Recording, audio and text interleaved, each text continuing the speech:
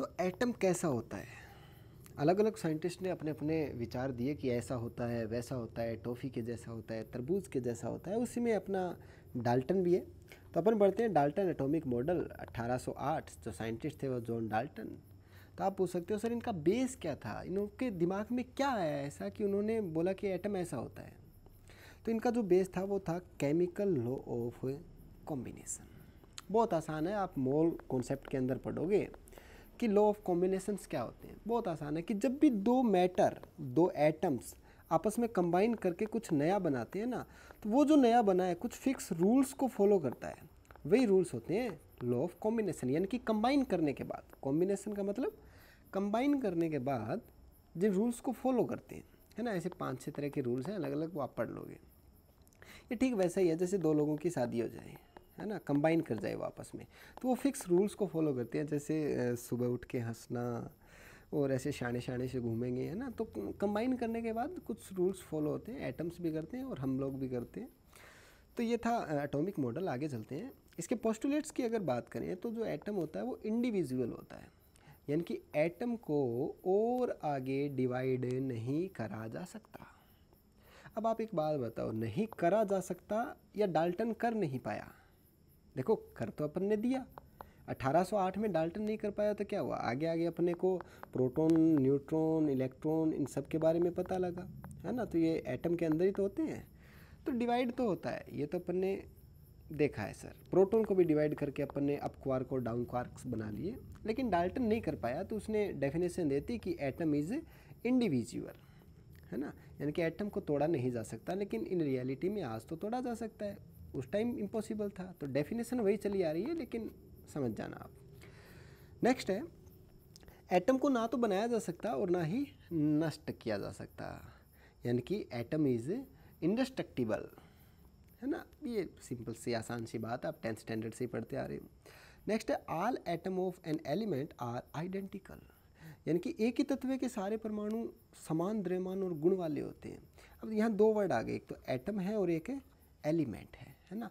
तो मैं कहता हूँ atom atom atom atom atom atom, एक ही तरह के एटम जब आपस में मिक्स हो जाते हैं, कंबाइन कर जाते हैं, जब साथ साथ होते हैं तो उनको कंबाइन फॉर्म में बोल देते हैं अपन एलिमेंट।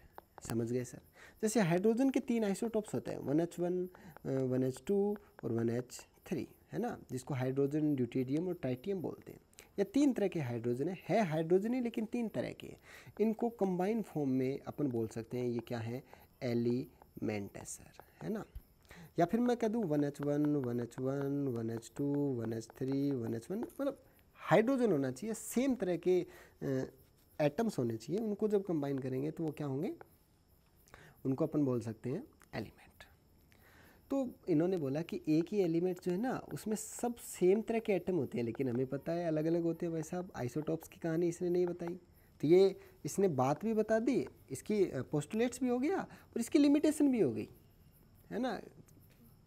क्योंकि एलिमेंट के अंदर सारे एटम सेम थोड़ी तो होते हैं, अलग अलग होते हैं भाई। नेक्स्ट इसका पोस्टुलेट क्या है, atom combines in fix ratio, परमाणु रासायनिक अभिक्रिया में निश्चित अनुपात में मिलते हैं, लेकिन कैसे ये नहीं बता पाए। तो पोस्टुलेट अगर पूछे तो atom combines in fix ratio, ये इसकी खास बात हो गई, लेकिन इसकी लिमिटेशंस भी हो गई कि फिक्स रेशियो में कंबाइन करते कैसे हैं। नहीं समझे? जैसे एक छोटा बच्चा अपने बड़ों से पूछे कि भाई, मतलब किसी शादीशुदा लड़के से पूछे कि भैया बच्चे पैदा कैसे होते हैं, तो भैया क्या बताएगा, वो जेन्युइन सा आंसर देगा कि उससे पहले बच्चे शादी करनी पड़ती है, लेकिन वो नहीं बताएगा कि बच्चे पैदा कैसे होते हैं। तो डाल्टन ने क्या करा, ये तो बता दिया कि केमिकल रिएक्शन में फिक्स रेशियो में मिलते हैं, लेकिन कैसे मिलते हैं वो नहीं बताया। तो इसका लिमिटेशंस भी हो गया और पोस्टुलेट भी। एटम रीअरेंज ड्यूरिंग रिएक्शन, रासायनिक अभिक्रियाओं में परमाणु सिर्फ पुनः व्यवस्थित होते हैं, नष्ट नहीं। तो ये तो अपन ने पहले ही बता चुके हैं अपन कि ना तो एटम को बनाया जा सकता, ना नष्ट किया जा सकता। ठीक है, आगे चलते हैं। अब आती है इसकी लिमिटेशंस। देखो, मेन क्वेश्चन पूछा जाएगा नीट जेईई के अंदर लिमिटेशन से। तो इलेक्ट्रॉन, प्रोटॉन और न्यूट्रॉन के बारे में कोई जानकारी नहीं दी, इसने तो बता दिया कि एटम को और आगे डिवाइड ही नहीं करा जा सकता, तो न्यूट्रॉन इलेक्ट्रॉन प्रोटॉन के बारे में कहाँ बताएगा। दूसरा जो कि मैंने आपको बता दिया, आइसोटोप्स के बारे में नहीं बताया। इसने तो बोला कि एक एलिमेंट के अंदर जितने भी एटम होते हैं सब क्या होते हैं, सेम होते हैं।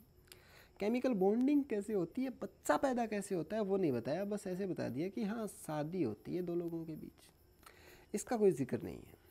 नेक्स्ट है एटॉमिक स्ट्रक्चर। अच्छा, मतलब ये एटॉमिक स्ट्रक्चर बहुत ही सिंपलिस्टिक था। तो कंक्लूजन क्या निकलता है अपना कि जो डाल्टन का एटॉमिक मॉडल था वो शुरुआती केमिस्ट्री के लिए ठीक था लेकिन इनकम्प्लीट था। तो ये आपका डाल्टन का एटॉमिक मॉडल।